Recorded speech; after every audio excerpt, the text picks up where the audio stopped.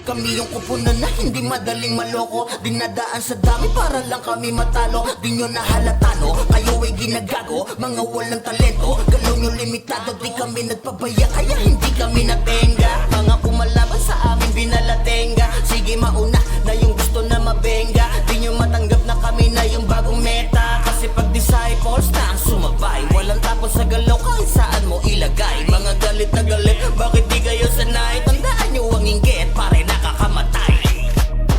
Kanan man o kaliwa, mapalikod o harapan ay kayang-kayang bantayan. Kaya di nyo masabayan sa kahit anong labanan. Ay di nyo maiisahan ang utak namin malaman sa kahit anong durugan. Hindi ginakabahan kahit sinong magamok. Para sa amin kayo ay mga peste na lamok. Mga bagat nyo sa amin ay nakakaantok. Lapit nga kayo sa amin ang kayo'y makaltok. Tangin na mga galawan nyo pare patapon. Yung mga kinaya namin hindi nyo kaya yon. Nagparami pa kayo para lamang mabaon. Yung galing kasi namin ay hindi nagkataon. Narito kami para lang asarin tong mahihina. Mga natitrigger pag kami yung nakikita. Kala naman nila sila ay makakaisa. Kala nyo lang yon sa laro kami ang bida. O hindi ba masakit? Kasi yun ang totoo na kami mas malupit kesa dyan sa grupo nyo. Di nyo na maaalis na kayo'y mga bano. Walang kwenta inyong dami kung tanga ka sa laro. Hindi nyo kasi maamin na kami yung pinaka. Parang bado sa laro lahat sila pinadapa. Binigyan na ng dala, mga walang magawa. Pag disciple lumagare lahat natutulala.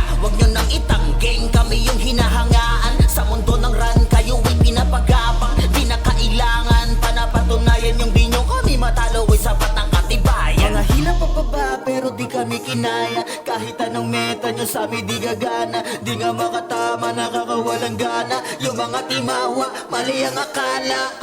Nila kinapos, lahat ay ubos. Pinakain ng alikabok, hindi makatagos. Kami yung unos, kaya kayo nalaos. Likabos, umpisahan nyo na sa amin malimos. Di nyo pa ba kasi nakikita? Pag disciple gumalaw na dyan sa gera.